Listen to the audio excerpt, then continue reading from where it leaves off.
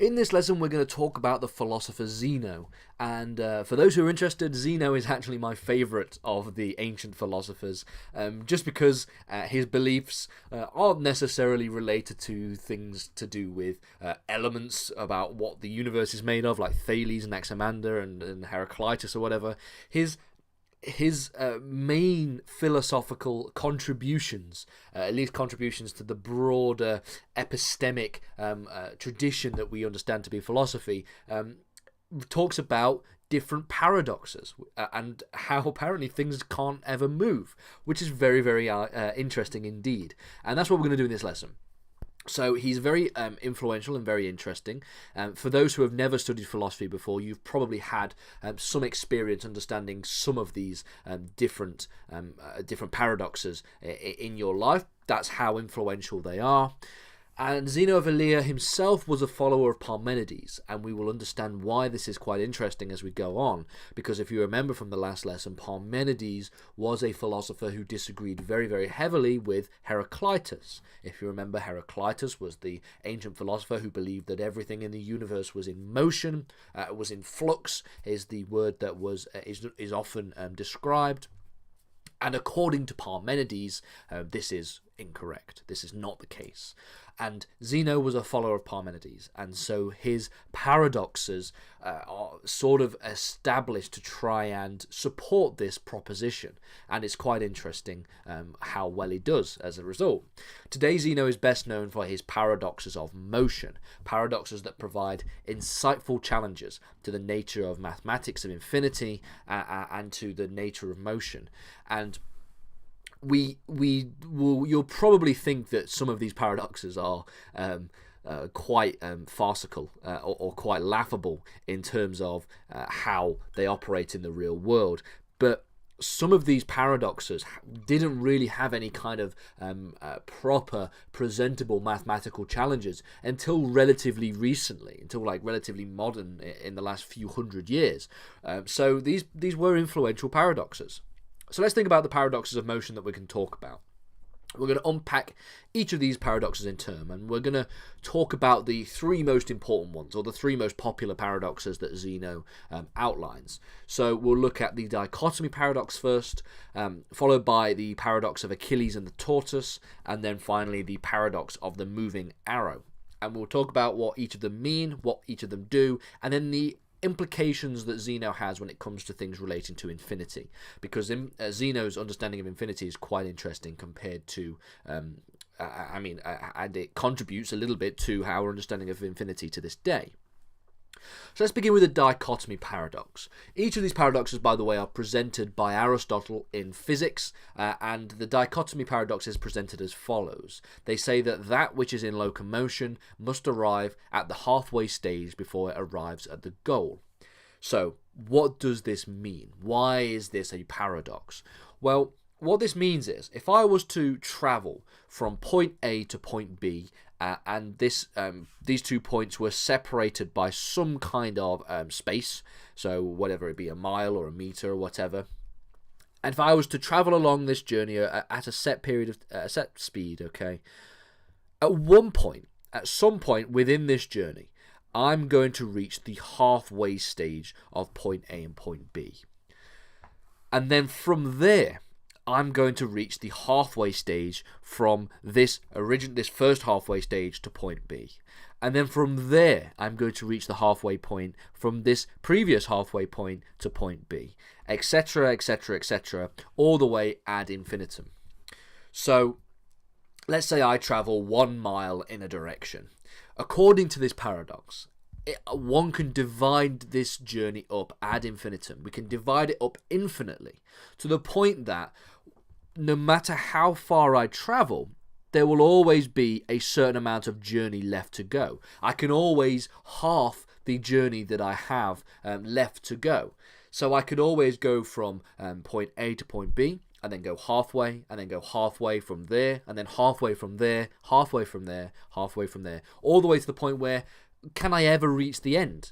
And so how does this relate to motion? Well, effectively what it suggests is a person who is traveling from one point to another can never reach this journey, can never reach this end point.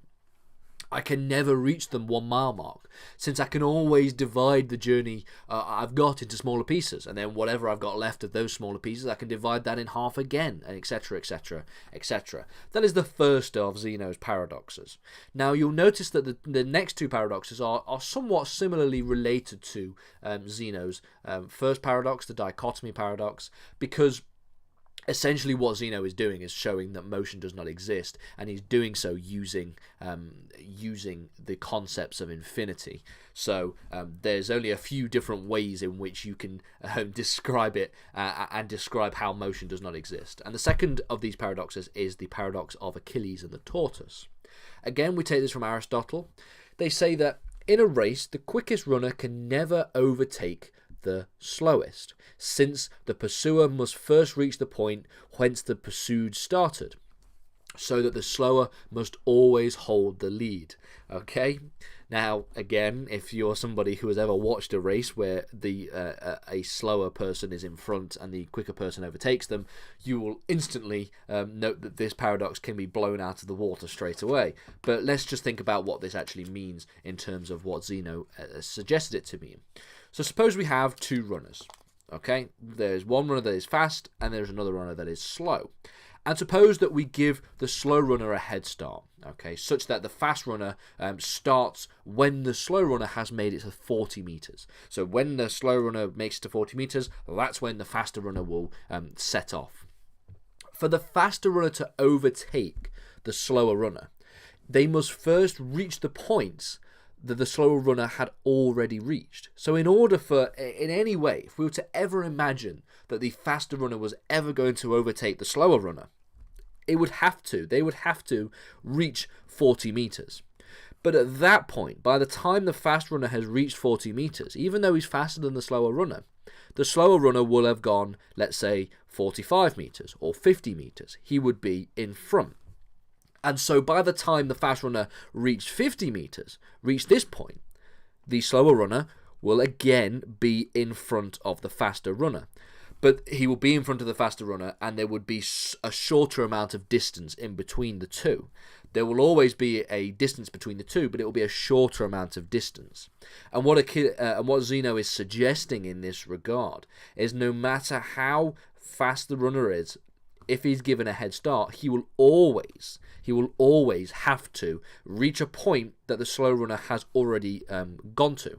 This point will be closer and closer to the slower runner, to the point where maybe by the time the fast runner reaches 60 meters, the slow runner might only be 61 meters ahead, as in 61 meters, as in 1 meter ahead at that point. And then maybe they might be 500 centimeters, and then 200 centimeters, and then 10 centimeters, and then a millimeter. Again, we can divide this up ad infinitum to the point where you can never have the faster runner overtaking the slower runner.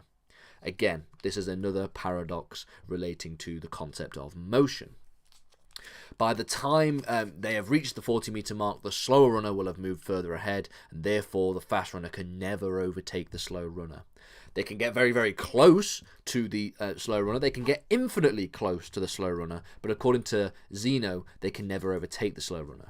And you might be thinking, if you're somebody who has ever studied mathematics and has ever studied calculus, you might be thinking that there is a little bit of a link in terms of these beliefs to the concept of limits within calculus. A point where we can take a particular limit as a variable, or as a variable such as x approaches infinitely to another point, but never ever quite reaches it, never quite touches that particular point. And this is how we derive things like derivatives and do differentiation in calculus. A little bit of a similarity there, but of course this is not me suggesting that Zeno invented calculus. That was Newton and Leibniz, as we all know. So the final paradox we can talk about is the paradox of the arrow. You can probably understand why I enjoyed talking about Zeno, because Zeno's paradoxes are very interesting, and they're very fun to explain as well. So I hope I've done a good job. So this is a little bit of a bigger piece of text here, but we can unpack it if you want from here. So we say here that if everything, when it occupies an equal space, is at rest at the instant of time, and if that which is in locomotion, is always occupying such a space at any moment, the flying arrow is therefore motionless at the instant of time, or that instant of time, and at the next instant of time. But if both instances are taken as the same instance or a continuous instance, then a continuous instance of time, then it is in motion. This paradox is the most closely linked to the concept that motion is just an illusion and motion isn't actually real. So what do we mean by this? Okay, let's talk about, and this also is a paradox that shows really the influence that Parmenides had on Zeno's philosophy, the concept that motion, that the universe is not in motion. Let's say we have an archer, and he fires an arrow at a target. Okay, so to us, what we see is an arrow flying through the air from the archer's bow to the point, and let's say he gets a bullseye as well. Let's be kind to this archer. Now, during this time period, where we can go from point A to point B, we can divide the time that it takes infinitely. And if we take one of these slices of time, what we see is the arrow is not in motion, because at that one particular instant it is not moving. Okay, it requires for us to see that the thing is moving. It requires us to have an understanding of the entire time period from which it leaves the bow to the point where it hits the target.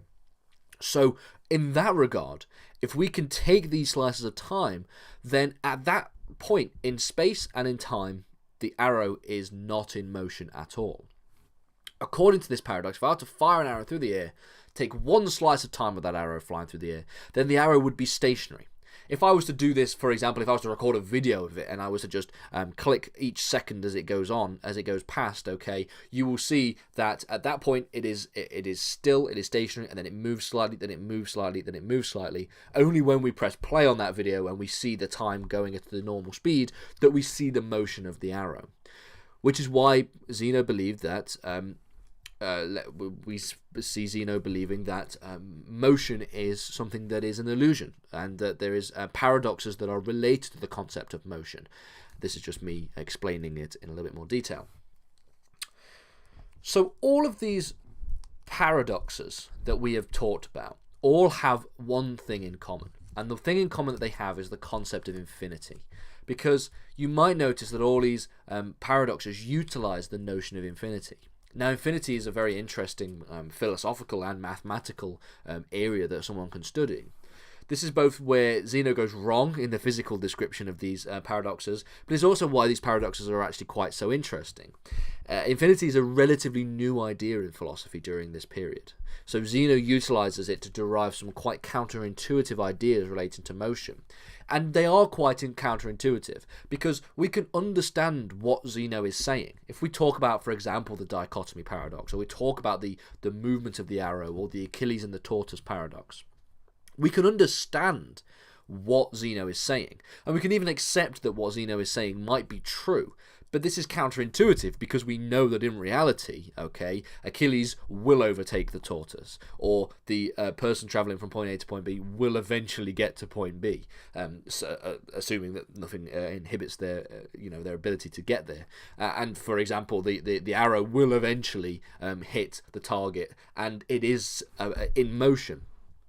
So we have this counterintuitive idea where we can accept the understanding, we can accept the basic framework that Zeno presents, but then we can understand that in reality, in the real world, these paradoxes are false. So a little bit of a food for thought there at the end of this lesson when we're talking about Zeno and the concept of utilizing infinity as a result of this. We've only got one or two more lessons left on pre-Socratic philosophy before we start to unpack the philosophy of Socrates. And then when we go through Socrates, we'll then go to Plato, of course, spend a lot of time on Plato, and then spend a lot of time on Aristotle before we move on and look at a couple of philosophers going up into the early Christian period.